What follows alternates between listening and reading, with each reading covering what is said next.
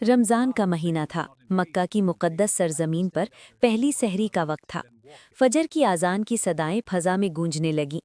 मक्का में रहने वाले लोग आज़ान की आवाज़ सुनते ही बैतुल्लाह की जानिब रवाना हो गए। लेकिन एक 60 साला बुजुर्ग अबू जुलेखा अभी अपने घर पर ही ठहरा हुआ था। उस बुजुर्ग ने बगैर कुछ खाए पिए रोज़ा रख लिया था। वो भूख की शिद्दत से निढाल था, इस वजह से नमाज के लिए खड़ा होने के काबिल नहीं था। उनकी गुज़श्ता रात भी फाके में बैठ गई। सारा दिन मजदूरी में गुजरा, इसलिए खाली पेट सहरी करके उस बुजुर्ग ने नमाज घर में ही अदा की। उसके बाद वो गमज़दा होकर एक कोने में बैठ गया। उस बुजुर्ग को अपनी फाका कशी पर इतना दुख नहीं था। जो चीज़ उसे सबसे ज्यादा गमज़दा कर रही थी वो उसकी 2 बेटियां और बीवी थीं। उस बुजुर्ग का कोई बेटा नहीं था। वो अपने घर का वाहिद कफील और जिम्मेदार था। लेकिन उसका एक चीज़ पर बहुत पुख्ता ईमान था कि वो ये कि जो मुक़द्दर में लिखा है वो मिलकर रहेगा। उसकी बीवी कुलसूम उससे कहने लगी, अबू जुलेखा, आज तीसरा दिन है, हमने खाने को देखा तक नहीं है। आज के दिन भी बहुत गर्मी है और सबने भूखे पेट रोज़ा रख लिया है। हम तो सब्र कर लेंगे, मगर हमारी बच्चियां भूख की शिद्दत बर्दाश्त करने से कासिर हैं। भूख से उनका बुरा हाल हो रहा है। आप अल्लाह का नाम लेकर घर से निकलें, शायद वो हमारी रोज़ी का कोई बंदोबस्त फरमा दे, ताकि शाम को हम रोज़ा इफ्तार कर सकें। अबू जुलेखा ने बीवी को तसल्ली दी और कहने लगा, हाँ हाँ, मैं जा रहा हूँ, इंशाअल्लाह अल्लाह ज़रूर करम करेगा। कुछ ही देर में सूरज तुलू हो गया। अबू जुलेखा घर से निकला और मक्का के बाजार में दाखिल हुआ, लेकिन उसे कहीं से कोई रोज़गार न मिला। दिन गुजरने के साथ साथ गर्मी की शिद्दत में इजाफा होता जा रहा था, लेकिन उसे कोई भी काम न मिला। वो मायूसी की हालत में बाजार से निकला और चलता हुआ मक्का की एक वीरान वादी में जा पहुंचा। मुसलसल पैदल चलकर वो बहुत ज्यादा थक चुका था। जमीन पर ही बैठ गया। वो गहरी सोच में मुब्तला था। सोचते सोचते जहां पर वो बैठा था वहां पर दाएं हाथ से नर्म मिट्टी को खोदने लगा। दिल ही दिल में अपने आप से कहने लगा कि अगर आज भी मजदूरी ना मिली तो वो घर वालों के खाने का बंदोबस्त कैसे करेगा। अचानक मिट्टी खोदते खोदते उसका हाथ किसी नर्म मुलायम चीज से टकराया। उसने हाथ बढ़ाकर उसे बाहर खींचा तो देखा कि ये एक रेशम के कपड़े की थैली थी जो सोने के सिक्कों से भरी हुई थी। उस थैली को देखते ही जैसे उसकी भूख प्यास खत्म हो गई हो। उसकी आंखें खुशी से चमक उठीं। सोने के सिक्कों से भरी थैली देखकर वो सोचने लगा कि मैं कितना खुशनसीब हूँ, छुपे हुए खजाने खुद ब खुद ही मेरे सामने हाजिर हो गए हैं। मैं जब ये सोने के सिक्के अपनी बीवी के हाथ में दूंगा तो वो किस कदर खुश होगी। अबू जुलेखा बहुत पुरजोश हो गया और रोशन मुस्तकबिल के ख्वाब देखने लगा। लेकिन अचानक उसके ईमान ने दस्तक दी और वो सोचने लगा, ये माल मेरा नहीं है, किसी का खो गया है, और ये मुझ पर हलाल भी नहीं है। ये जिसका है मुझे उस शख्स को ढूंढना होगा और ये माल उसके हवाले करना होगा। अगर वो मुझे नहीं भी मिला तो ये माल उस वक्त हलाल होगा जब 1 साल तक ऐलान करने के बावजूद मुझे उसका मालिक ना मिला। फिर उसका जहन उसे उस चीज़ पर आमादा करने लगा कि क्यों ना मैं चंद सोने के सिक्के निकाल लूं और उन्हें इस्तेमाल कर लूं। बाद में मैं मेहनत मजदूरी करके जितने सिक्के उसमें से निकालूंगा उन्हें वापस रख दूंगा। फिर फौरन उसे ख्याल आया, ए अल्लाह के बंदे, सब्र कर, ये अमानत में खयानत है। उम्र के आखिरी हिस्से में पहुंचे हुए हो और अभी भी हेर फेर करने की कोशिश कर रहे हो। उसने अपने ख्याल को दिल से झटक दिया और इस बात का इरादा किया कि जब तक उस थैली का असली मालिक नहीं मिल जाता वो उसे अपने पास संभाल कर रखेगा। अब वो थैली लेकर घर की तरफ चल पड़ा। घर के दरवाजे से अंदर दाखिल होकर वो दबे कदमों कमरे की तरफ जाने लगा। अचानक उसकी बीवी ने उसे देख लिया। वो उससे पूछने लगी, अबू जुलेखा, आप खाने के लिए क्या लेकर आए हैं? अपनी बीवी की आवाज़ सुनकर वो एकदम से चौंक गया और खुद को संभालते हुए बीवी से कहने लगा, मैं आज भी कुछ नहीं लाया। ये कहते हुए वो थैली अपने पीछे छुपा रहा था। आज तक अबू जुलेखा ने अपनी बीवी से कुछ नहीं छुपाया था।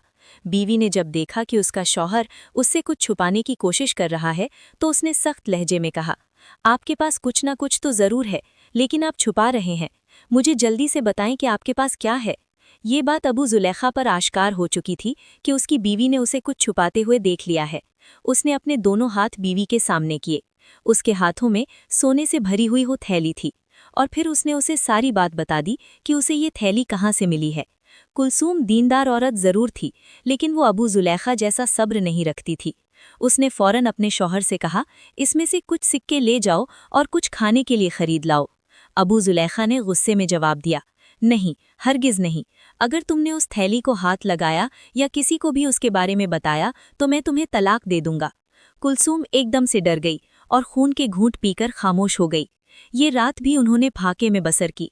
अगले दिन अबू जुलेखा घर से निकला और सोचने लगा, आज मैं मजदूरी ढूंढने के साथ साथ उस थैली के असल मालिक को भी ढूंढूंगा, ताकि मैं उसके हवाले थैली करके उससे कुछ इनाम भी हासिल करूं जो मुझ पर हलाल होगा। वो इसी सोच में चलता चलता हरम की तरफ रवाना हुआ। जहां पहुंचकर उसने सामने देखा कि वहां पर एक बहुत बड़ा मजमा लगा है। एक यमनी आदमी बुलंद आवाज में ऐलान कर रहा था, ए अल्लाह के नेक बंदो, मेरी एक थैली गुम हो गई है जिसमें 1000 सोने के सिक्के थे। जो कोई इसे रमजान के महीने में वापस करेगा, अल्लाह उसे 7 गुना बढ़ाकर अज्र देगा। जब उस यमनी नौजवान ने अपना ऐलान मुकम्मल किया तो अबू जुलेखा ने अपना हाथ बुलंद किया और कहने लगा, मक्का में बहुत गरीब लोग रहते हैं। शायद वो थैली किसी खुदातर्स इंसान के हाथ लग गई हो और तुम चाहते हो कि तुम्हारी थैली तुम्हें वापस मिल जाए, तो तुम उसके लिए एक इनाम का ऐलान करो। हो सकता है वो शख्स इनाम का सुनकर खुशी से वो थैली तुम्हें वापस कर दे। उस यमनी नौजवान ने फौरन पूछा, बाबा जी, आप ही बताएं मैं इस थैली के एवज कितने सिक्के रखूं? जिस पर उस बूढ़े शख्स ने जवाब दिया, 100 सोने के सिक्के, यानी इस थैली का 10वां हिस्सा। जिस पर वो यमनी नौजवान बोला, नहीं बाबा जी, ऐसा नहीं हो सकता, ये बहुत ज्यादा है, मैं अपना मामला अल्लाह के सुपुर्द करता हूँ। जिस पर वो बूढ़ा शख्स कहने लगा, बेटा, बड़ी हैरत की बात है कि तुम अपने पूरे 1000 सोने के सिक्के गंवाना चाहते हो, लेकिन 100 सोने के सिक्के इनाम में देकर अपने उन बाकी के 900 सिक्के बचाना नहीं चाहते। जिस पर वो यमनी नौजवान कहने लगा, बाबा जी, मैं इतनी बड़ी रकम इनाम में नहीं दे सकता, इसलिए मैं अपना मामला अल्लाह पर छोड़ता हूँ। इस मजमे में एक शख्स जिसका नाम जैद बिन खालिद था, वो इस सारी गुफ्तगू को बड़े गौर से सुन रहा था। उसने अंदाजा लगा लिया कि सोने से भरी वो थैली शायद इसी बुजुर्ग के पास है। कुछ ही देर में मजमे का इफ्तिताम हो गया तो सब लोग अपने घरों को लौटने लगे। इसके बाद जैद बिन खालिद अबू जुलेखा से मुखातिब होकर कहने लगा, बाबा जी, मेरे पास आपके लिए एक काम है, क्या आप मेरे साथ चल सकते हैं? बूढ़े ने फौरन हाँ में सर हिलाया और उसके साथ चल दिया। जैद बिन खालिद की दुकान के बाहर कुछ सामान पड़ा था। उसने अबू जुलेखा की मदद से सारा सामान दुकान के अंदर रखा। ये सामान इतना ज्यादा वजनी नहीं था और काम भी 2-4 घंटों में खत्म हो गया, लेकिन फिर भी उसने अबू जुलेखा को पूरे दिन की मजदूरी के पैसे दिए। वो ये बात समझ चुका था कि अबू जुलेखा को उस वक्त पैसों की बहुत सख्त जरूरत है। उसने फौरन मजदूरी उसके हवाले कर दी। अबू जुलेखा ने जैद बिन खालिद का शुक्रिया अदा किया और घर की तरफ चल पड़ा। जैद बिन खालिद चुपके से उस बुजुर्ग के पीछे पीछे चलने लगा। उसने अबू जुलेखा का घर तक पीछा किया और जब वो अपने घर में दाखिल हो गया तो जैद बिन खालिद दरवाजे के साथ कान लगाकर सुनने लगा। अबू जुलेखा अपनी बीवी कुलसूम से कहने लगा, मैंने एक मजमे में एक यमनी शख्स को उस थैली की तलाश में ऐलान करते हुए सुना है। मैंने उसे ये भी कहा है कि तुम उस थैली के एवज 100 सोने के सिक्के इनाम रख दो, लेकिन उसने मेरी बात नहीं मानी। मेरा तो यही इरादा था कि मैं किसी तरीके से उसे ये थैली वापस कर दूं और मुझे भी उसमें से कुछ फायदा हो जाए, लेकिन वो शख्स बहुत अड़ियल है। अब तुम ही बताओ हमें अब क्या करना चाहिए? जिस पर उसकी बीवी कुलसूम कहने लगी, अबू जुलेखा, मैंने आपके साथ 40 साल फाकों और भूख में गुजारे हैं। आपने सारी जिंदगी कभी चोरी नहीं की, कभी किसी को धोखा नहीं दिया और ना ही कभी किसी से कुछ छीना है। मेरी बात माने तो आप इस सोने का इस्तेमाल करें। मुझे लगता है कि अल्लाह ताला ने ये आपको तोहफा भेजा है, तो फिर उसके दिए गए तोहफे को क्यों ठुकरा रहे हैं? अगर आप ये सोचते हैं कि अल्लाह आपसे इन सोने के सिक्कों के बारे में सवाल करेगा, तो आप ये क्यों भूल जाते हैं कि वो आपसे भूखी बीवी और लाचार बेटियों के बारे में भी सवाल करेगा?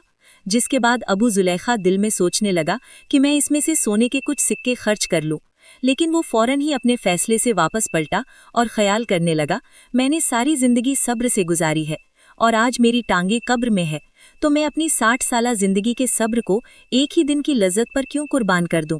खुदा हमारे हाल पर रहम फरमाए।